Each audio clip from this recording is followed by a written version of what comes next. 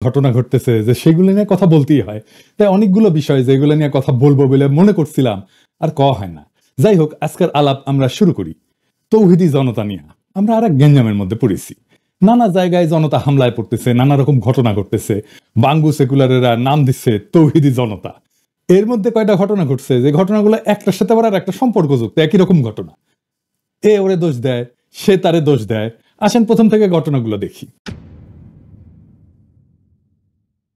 প্রথমে এই 34 সেকেন্ডের ভিডিওটা দেখেন। ছিন্ন করে দিতে চায় দেশের বুক থেকে, সেই শোককে আজকে তারা বিভাজিত করছে। প্রধানমন্ত্রী এই শোক একটা সন্তানের শোক নয়, এই শোক অগণিত অজস্র পরিবারের এক নদী শোক। এই শোকের রক্তে আমরা অবগাহন করেছি, বিজয় আমাদের হবেই, লড়াই চলবে, এই লড়াইয়ে বাংলাদেশের বিজয় অনিবার্য। এটা 3রা আগস্ট 2024-এর ভিডিও। দেখলেন তো, যিনি বক্তৃতা দিচ্ছেন, ভালো বক্তৃতা দিচ্ছেন কলে, উনি আমার বন্ধু। আমরা একসাথে রাজনীতি করেছি রাজশাহীতে। পিছনে লাল পোস্টার হাতে যে মেয়েটা না, সেটা আমার ওই বন্ধুরই মেয়ে। এই লাল পোস্টারটা হাতে নিয়ে দাঁড়ানোর আগে আমাকে সেটা পাঠিয়েছিল ওই মেয়েটা। আমি ওটা ফেসবুকে শেয়ারও করেছিলাম। সেই মেয়েটা হইতেছে মোহাম্মদপুরের সেই সিগারেট কাণ্ডের একজন ভিকটিম মেয়ে। ঘটনা কি ঘটেছে আপনারা জানেন। এর দুটো মেয়ে বিড়ি খেতেছিল। তো অনেকে বলছে এটা রোজার দিনে। জি না, এটা রোজার দিনে না, এটা 1 মার্চের ঘটনা। এইখানে দুইজন ওই লালমাটিয়া মাঠের কাছে একটা টঙের দোকানে চা আর সিগারেট খেতেছিল। ওই সময় রাস্তার উল্টা পাশ দিয়ে একজন বুড়া বয়স্ক লোক রিঙ্কু, যেটা চায়ের দোকানের দোকানদারকে চিল্লাই চিল্লাই বলে, এরা এখানে বসা কেন, এই চেয়ারগুলো সরা, এবং আজে বাজে কথা বলা শুরু করে। প্রথম দিকে এড়ায় যায় মেয়েগুলা। এইসব বলতে বলতে এই মেয়েগুলোকে একা পেয়ে ওই লোক সরাও হয়, আর এক পাশ থেকে তেরে আসে। তো মেয়েগুলোকে বলে এখান থেকে উঠে যাও। তো বলে আমরা কেন উঠে যাব? তখন এই রিঙ্কু এই একটা মেয়েকে বেশ্যা বলে ডাক দেয়, বলে তুই তো বেশ্যা, তুই বেশ্যাগিরি করতে আসছস। এইভাবে গালিগালাজ করতে থাকে। বলছে তোরা গাঁজা খাস, এখানে গাঁজা খাচ্ছিস। আর অন্যদেরকে উস্কানোর জন্য বলে এদের সিগারেট খেতে মানা করছি, তারপরে গাঞ্জা খাওয়া ধরিছে। তো এই সমস্ত বেশ্যা টেশ্যা শুনে ওই একটা মেয়ে তার হাতে থাকা চায়ের কাপ থেকে অল্প চা ছিল, সেটা ওই লোকের দিকে ছুঁড়ে মারছে। আর সাথে সাথে ওই মেয়েটার চুল ধইরা মাথায় বাড়ি দেওয়া শুরু করছে, ওই মেয়েটাটা মারা শুরু করছে, চশমা টশমা ফেলে দিচ্ছে এবং কেটে কুটে গেছে। যাই হোক, এইটা নিয়ে আর বিস্তারিত না যাই, খুব বাজে ভাবে এই মেয়ে দুটো এটা মারছে। দেখেন, আপনি ভিডিওটা দেখেন।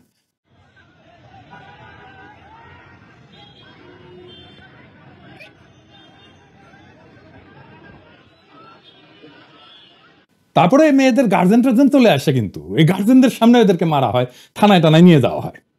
এবং থানার মধ্যে ঢুকে আবার থ্রেট দেয় যে জেলের ভাত খাওয়াবে। 3-4 ঘন্টা থানার মধ্যে কিন্তু ওরা আটকা ছিল। এবং আপনারা দেখছেন ভিডিওতে মেয়েগুলোকে খুব জঘন্যভাবে পিটানো হয়েছে। শুরুটা করছে এই রিঙ্কু নামের লোকটা। রিঙ্কু কে? সে আগে জাহাঙ্গীর কবির নানকের লেসপেন্সার ছিল। এখন একটা দল করে, আর নাম কইলাম না আর কি সেই দলের। আচ্ছা ধরেন, মেয়ে দুইটা খুবই খারাপ কাজ করেছে, সিগারেট খেয়েছে। তো রিঙ্কু তো বুড়া বেডা, বাল পাইকে তো তাল তলায় গেছে। ওই মেয়ে দুটা তো তার মেয়ের বয়সী। ধরলাম তার শাসন করার অধিকার আছে। শাসন কি বেশ্যা বলে করা যায়? আপনার মেয়েরে কেউ বেশ্যা বললে আপনি ছেড়ে দিবেন, মেনে নিতেন? আচ্ছা বলেন, আমাদের সমাজে তো আমরা নৈতিকতা শিখি কোথায়? বাসায় শিখি অবশ্যই। কিন্তু সমাজের মুরব্বী যারা আছেন, ধরেন মসজিদের ইমাম, মুয়াজ্জিন, মাদ্রাসার শিক্ষক, বা ধরেন পাশের বাড়ির চাচা, মামা, খালা, ফুপা, এরাই তো আমাদের শাসন করেন, তাই না? আমাদের দেখে রাখেন পাড়া মহল্লায়। ওনারা যে শাসন করে, কোনোদিন কখনো কাউকে বেশ্যাবিলাস শাসন করছে? করে না। আপনি চিন্তা করেন, আপনি যদি সম্মানের মুরব্বী হন, তাহলে মসজিদে তো আপনারা দেখলেই সিগারেট লুকাবে। তারপরে যদি শাসন করতে হয়, তাহলে তো তার সিস্টেম আছে, তাই না? পবিত্র কোরআনে বলছে যে আপনার প্রতিপালকের পথে আহ্বান করেন প্রজ্ঞা এবং সদুপদেশ দিয়ে, এবং তাদের সাথে উত্তম পন্থায় বিতর্ক করেন, জোর কইরা না, বরং ভিন্ন মতের সাথে ডিল করতে বলা হয়েছে 3 ভাবে। 1 নম্বর হইতেছে হিকমা বা প্রজ্ঞা দিয়া, 2 নম্বর হইতেছে মওয়াইজা বা উপদেশ দিয়া, 3 নম্বর হইতেছে জিদাল বা সুন্দর পদ্ধতিতে বিতর্ক কইরা। এটা নির্দেশ দেওয়া হয়েছে পবিত্র ধর্মগ্রন্থে। তো এই রিঙ্কু কোন আলেম আসছে যে সিগারেট খেতে দেখে চান্দি গরম হয়েছে? এর কি শাসন করার অধিকার আছে? আপনি বেশ্যা বললে পিটাইলে ও সিগারেট খাওয়া বন্ধ করবে? করবে না তো, বেশি বেশি খাবে, জেদ কইরা খাবে। ওই মেয়ে দুটো তো দেশে থাকবে না, বিদেশ চলে যাবে। আর ওই যে রিঙ্কু তৌহিদি জনতার নামে মারিছিল, এরা জীবনে এটা ভুলবে না এই মেয়েগুলা। আমরা মাঝে মাঝে বলি যে মানুষের মধ্যে এই যে ইসলাম বিদ্বেষ কেন? অবাক হই। এমনকি মুসলমান সম্প্রদায়ের মধ্যে কেন এই ইসলাম বিদ্বেষ? আছে না অনেক মুসলমান সম্প্রদায়ের লোক আছে না যারা ইসলাম বিদ্বেষী? এই যে রিঙ্কু এই ঘটনা ঘটাইছে, এটা থেকে খুব বড় সম্ভাবনা আছে যে এদের মধ্যে, এই মেয়ে দুইটার মধ্যে ডিপ ইসলামোফোবিয়া জন্ম নেবে। তো এই রিঙ্কু কি ইসলামের ভালো করলো, সেবা করলো, না ক্ষতি করলো? এবার আসেন ঢাকা বিশ্ববিদ্যালয়ের আর এক শাহবাগের অন্যাকাণ্ড নিয়ে কথা বলি। আগে শুনেন ওই যে ছেলেটা যে ওড়না ঠিক করতে বলছে, কি বলে বলছে সেটা ওর মুখ থেকেই শুনেন। মাই লাইফ মাই রুলস, আমার পোশাক যেমন করবো এটা আমার ইচ্ছা। আমি আমার মানে ওনাটা এখানে ছিলাম, নামাই রাখেন আপু। আমি তো বলি না যে আপনার দুধটা কত বলবো, আমি তো এমন ভাবে কারো গালিটা বলি নাই। সে কি বলতেছে তার মুখে শুনলেন তো, দুগ্ধ বিশেষজ্ঞ। তুমি বাবা লাইব্রেরিতে কি করিচ্ছ? মিলভিটা কোম্পানির যাও, উঠে কাজ করো, যাও, দুধ বিশেষজ্ঞ। ও নিজে ফেসবুকে কি ফলো করে দেখেন, কারে কারে ফলো করে দেখেছেন? রোজা রমজানের দিন দেখানো একটু মুশকিলই, কিন্তু তাও দেখেন। এডিটর সাহেব দেখেছেন, ওর পছন্দ দেখেছেন? রোজা রমজানের দিন ক্যাঙ্কা করে দেখাই কি শেয়ার করেছে দেখেন। হ্যালো গার্লস, তোমরা যদি প্রেম করো, পার্টি লাভার দেখে প্রেম করবে, বিকজ তারা একটা গার্লফ্রেন্ড ঠিক মতো হ্যান্ডেল করতে পারে না, আর দুই তিনটা no way, so they are 100% safe. Party lover is best as a boy. একজন নারীর সাথে কেমনে কথা বলতে হয় সেটাই শিখেনি, কেমনে শিখবে? ও তো এগুলা দেখে ভিডিও। আমি ধরলাম যে তার লঘু পাপে গুরুদণ্ড দিচ্ছে, ধরেই নিলাম। কিন্তু ফেসবুকে মায়ের গো পাশার ছবি দেখা ভাইটা রাস্তায় এসে দুধ বিশেষজ্ঞ হয়েছে, কোন আক্কেলে মৌলানা বেনে দিলেন ভাই। আব্বাসী হুজুর আমার অত্যন্ত পছন্দের একজন আলেম, উনার মতো একজন আলেমের কাছে যে উনারে নিয়ে গেলেন, আপনারা আব্বাসী হুজুরের সম্মানের বিষয়টা দেখবেন না? উনার কাছে আপনারা যারে তারে তো নিয়ে যেতে পারেন না। এই যে মালটা যাটা করবে এখন বা করিছে, সব আব্বাসী হুজুরের গায়ে লাগবে তো। আর এই ছেলের তো বেসিক এডুকেশনের সমস্যা আছে রে ভাই। এরকম দামড়া বয়সে মাদ্রাসা এডুকেটেড একজন কি এইভাবে কথা বলে? দুধ এইভাবে কথা বলে? ফেসবুকে সানি লিওনকে ফলো করে আর ওই পাসাল্লা মায়াসের ছবি ফলো করে না তো। তো তাহলে কারে আপনি হিরো বানাইলেন? যাই হোক, সমাধানের কথা বলি। এই যে শাহবাগে জড়ো হইলে সবাই, সে জায়গায় ইন্টারভেনশন করতে হইতো মুরব্বীদের। এখানে কোনো মুরব্বী নাই। ধর্মীয় ইস্যুগুলোকে রাজনীতি দিয়া, সমাজ দিয়া, আইন দিয়া, সোশ্যাল মিডিয়ার জাজমেন্ট দিয়া ডিল করতে যায় না। এটা করা যায় না, আমরা করতেও চাই না। এগুলো ধর্মীয় নেতাদের হাতে ছাইড়া দিতে হবে। এখন যদি বাবুনগরী সাহেব থাকতেন, উনি ইন্টারভেন করতে পারতেন, ওনাকে সবাই মানে। ঢাকায় কিন্তু মামুনুল হক সাহেব আছেন, ওনারাও তো ডাকা যাইতো। আমার ধারণা উনি জানলে ইন্টারভেন করতেন। আমার অত্যন্ত পছন্দের একজন আলেম। আমি ঢাকার সকল আলেমকে অনুরোধ করবো, আপনারা নিজেরা একটু বসেন, নিজেরা আলাপ করেন, তারপরে আমাদেরকে পরামর্শ দেন যে আমাদের কেমনে চলা উচিত, প্রশাসনকে পরামর্শ দেন, জনগণকে বলেন এইসব ইস্যুতে কিভাবে ডিল করা যায়। আবার এরকম ইস্যু ঘটবে, আপনারা ইন্টারভেন করবেন মেহরবানি কইরা, এ আশা থাকলো। আপনারা বুঝতে পারতেছেন নিশ্চয়ই এটা একটা বড় প্ল্যান, আন্তর্জাতিকভাবে দেখাবে যে বাংলাদেশের নারীরা নিরাপদ না। আপনারা তো মন্দির পাহারা দিচ্ছেন না 5ই আগস্টের পর, আপনাদের হাতে জাতি দায়িত্ব দিতে চায় নারীদের নিরাপত্তা নিশ্চিত করার। আপনারা ওয়াজে এই নারীদের নিরাপত্তার ইস্যুটা নিয়ে আসবেন, কথা বলবেন আপনাদের ওয়াজে। এবার আসেন এই ইস্যুতে আর একটা আলোচনা আসছে, সেটা নিয়ে একটু আলাপ করি। এপির কদরুদ্দিন শিশির একটা পোস্ট দিচ্ছে, ভাইরাল হয়েছে ভালোই এই ইস্যু নিয়ে।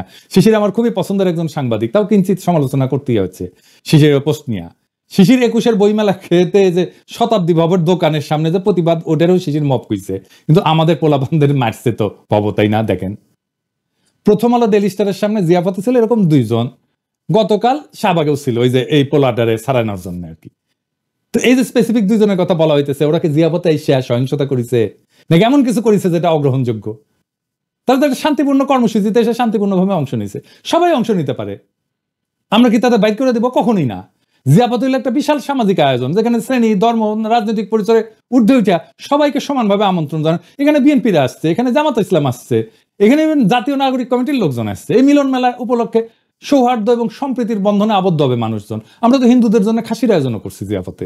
কিন্তু এখন ভাবেন, মানে আওয়ামী লীগ শাসন আমলে যে ওয়ার অন টেররে দাড়ি টুপি দেখলেই সন্ত্রাসী বলা হয়েছে, জঙ্গি বলা হয়েছে, সেই বিচার আমরা কি এই জিয়াফতে এসে করবো? তাহলে এটা ইনসাফ হলো?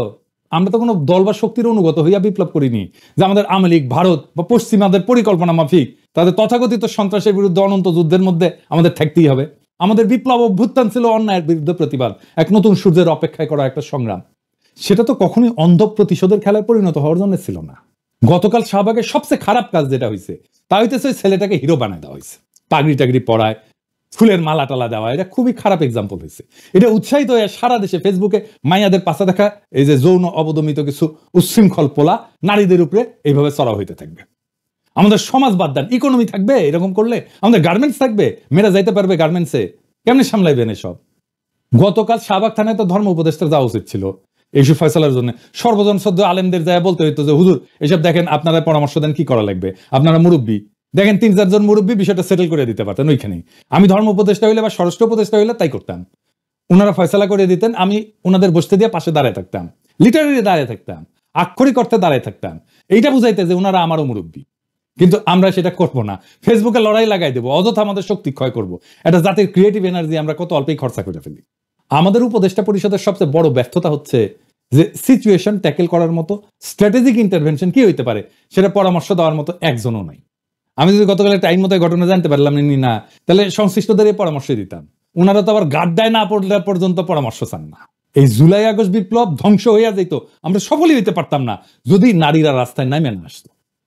তখন তো ভাইরা ওই নারীর ওড়নার নিচে লুকে যান বাঁচেছিলেন। কোন নারী বুক দিয়া তার ভাইদের ঠেকায় নাই? এই নারীরাই বিরান রাজপথে ভাইয়ের লাশ কাঁধে নিয়া মিছিল কইরা আমাদের বিবেককে জাগাইছে। দেখেন,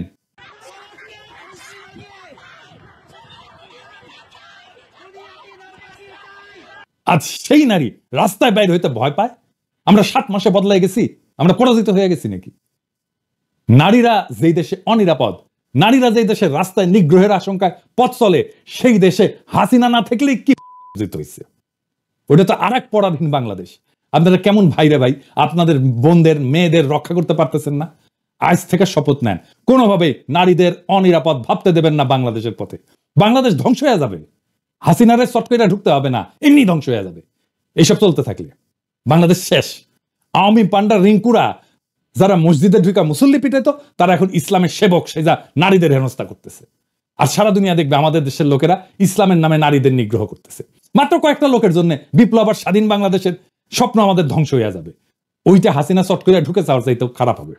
আর একবার যদি ইন্ডিয়া চান্স পায় না বাংলাদেশে ঢুকা, তাহলে এইবার আর ভুল করবে না, হায়দ্রাবাদ বা কাশ্মীর বানাই দেবে, খায়া ফেলবে একেবারে। এটা মাথায় রেখেন। মাইয়াদের রাস্তায় পোশাক নিয়ে নসিহত দেওয়া দূর কি বাদ, নিজের নামাজের সেজদায় গেলে মোদির ঠোলা পাশায় লাথি দিয়ে উঠাই দেবে। ওই ভবিষ্যৎ যদি না চান, তাহলে এক্ষুনি রুইখা দাঁড়ান নারী নিগ্রহের বিরুদ্ধে। নারীরা যদি ঘর থেকে বাইরে হতে ভয় পায়, তাহলে মনে রাখেন বাংলাদেশে ইন্ডিয়ার রাজত্ব শুরু হয়ে গেছে। তাহলে কারা বাংলাদেশে হাসিনার অসমাপ্ত কাজ সমাপ্ত কইরা দিতে চায়, তাদের চিনে রাখবেন। এইবার আসেন জুলাইয়ের একটা গল্প বলি। এখনো পর্যন্ত চিটাগাং মেডিকেলে ভর্তি থাকা সর্বশেষ এবং জুলাইয়ের একমাত্র আহত গাজী মেহেদী হাসান। 5 আগস্ট মনসুরাবাদে তিনি বায়ুপথে গুলিবিদ্ধ হন। মেহেদীর বিবরণ অনুযায়ী সেই দিন বৃষ্টির মতো গুলি করতেছিল পুলিশ মনসুরাবাদে। আসরের নামাজ পড়ে মাত্র বিজয় মিছিলে নামা মেহেদীকে পেছন থেকে গুলি করা হয়। সেই যে 5 আগস্ট মাগরিবের ওয়াক্তে তাকে নেওয়া হলো এই হাসপাতালে, আজকে পর্যন্ত ব্যথার যন্ত্রণায় তিনি কাতরাচ্ছেন। যে ভয়াবহ আঘাত মেহেদী পেয়েছে তা থেকে 7 মাসেও মুক্তি পাননি। গত কয়েক মাসের মধ্যে অপারেশন করা হয়েছে 5 বার। এই সংখ্যা সামনে আরো বাড়তে পারে। মেহেদীর পায়ুপথ গুলিবিদ্ধ হওয়ায় মলত্যাগের বিকল্প ব্যবস্থা করে দেওয়া হয়েছে নাভির নিচ দিয়ে কৃত্রিম ছিদ্র করে, যাতে শরীরের বর্জ্যগুলো মলাশয়ে না গিয়ে সরাসরি বের হয়ে যায়। কিন্তু বর্জ্যের জীবাণুর কারণে বারবার ইনফেকশন হওয়ায় বারবার অপারেশন করে সেই ছিদ্রকে স্থানান্তর করা হচ্ছে। তার শেষ অপারেশন হয়েছে 27 ফেব্রুয়ারি। মেহেদী সারাদিনই প্রায় ব্যথায় কাতরাতে থাকেন। সেবার জন্য শিওরে দাঁড়ানো তার একমাত্র মা ছেলের মাথায় আর হাতে একটানা মালিশ করতে থাকেন।